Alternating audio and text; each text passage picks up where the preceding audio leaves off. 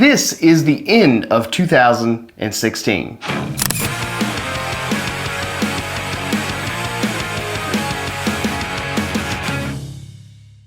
So over the last 12 months, a lot has happened. A lot of new gears come out, a lot of tutorials and videos have been made, and the channel has really done well over the last 12 months. I'm really quite excited. All that being said, I wanted to talk about at least 3 of my top favorite things that happen to be released this year. Maybe 5, maybe 4.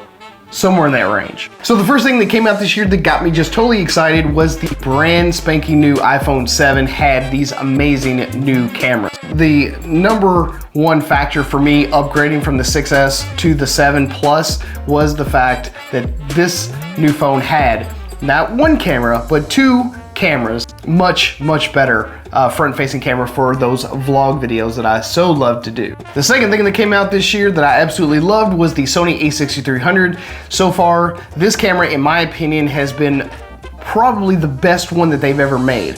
Not only is it extremely small and lightweight, but again, color rendition is fantastic. Portability of the camera really does sit right up there at the top of my awesome list. For its price point, I think that you get the absolute most bang for your buck out of the Sony a6300. Number 3 on my list is the Fuji X-T2.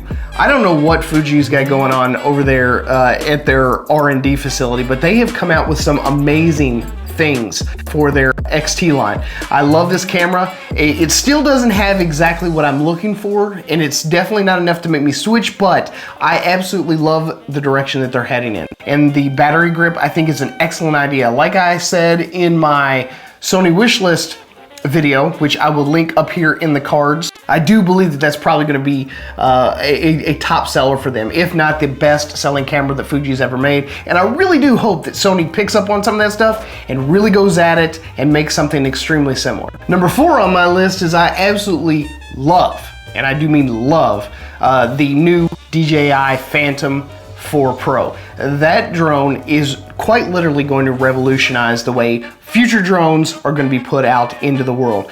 These drones are amazing for getting those shots that you never ever could when you are standing on the ground. There's absolutely no way you could get these types of shots. The Mavic is a good start to a new line, but I don't think that it's anywhere near where the Phantom 4 is at. And if you want to get some new, great, amazing photographs and videos, the Phantom 4 is absolutely no-brainer. And as far as the audio side of things is concerned, Rode Filmmaker Kit. This is just a no-hassle audio wireless live setup for any of you that are wanting to capture dialogue closer to the subject and not have to mess around with figuring out what channel is which and what frequency you need to be operating on. It really does uncomplicate so much of the audio post-production world. I'm using it right now. I love this thing. Granted, it is a little bit more expensive than some of the other options out there, but by far and away is the microphone, the build quality, and the accessibility. It only uses 2 AA's. No proprietary batteries here. No batteries built in. It searches for the best signal, and then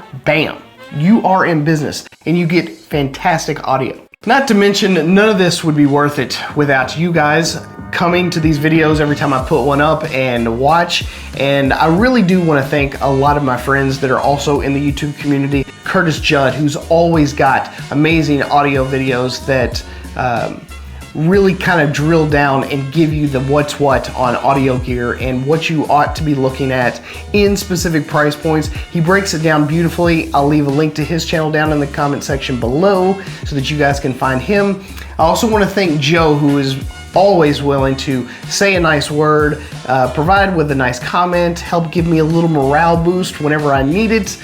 A lot of times, you know, YouTube is just, you know, it's the internet. People are shitheads, and Joe has always been a fantastic ally when it comes to having good things to say, and I've always appreciated that about him. So to Joe, thank you so much, man. And to Eric Rossi, dude, you're my bud, you're my pal. I can't wait to finally hang out with you in real life. Hopefully I'll get to a Photo Plus or something like that, and I'll make it up to New York and we'll actually finally hang out and see what's going on. And he's always been willing to help out where possible. So to Eric, man, thanks a lot. I'd also like to send a shout out to Ted Forbes. The dude is always super busy, but he's always been a little beacon of light out there in the world. providing a different perspective, trying to give people a more photographic history lesson in where old school photographers actually came from, where a lot of us got our start with pinhole cameras and shoebox cameras and, you know, old Polaroids, stuff that these new fandangoed kids have no idea about. So I've always appreciated that about Ted. He's always been a super nice guy to me, always been square, always been fair, and I do think that he's probably one of the nicest guys ever in the photographic YouTube world. And last but not least, I want to thank all of you guys for always stopping by and watching these videos. It really does mean the world to us. And every time you leave a like or a thumbs up or whatever, you know, it really does say a lot about how much you care. And I can't tell you enough how much I actually thank you guys for all that. It really does make doing what I do every single day of my life that much more enjoyable, knowing that you guys are actually watching and enjoying the content that I put out. Anyway, guys, that's the end of 2016. I hope to see you a lot more in 2017. So thanks again for stopping here at the Photo Video Show. I'm your host, Mark Puckett, and I will see you guys again next year. Peace.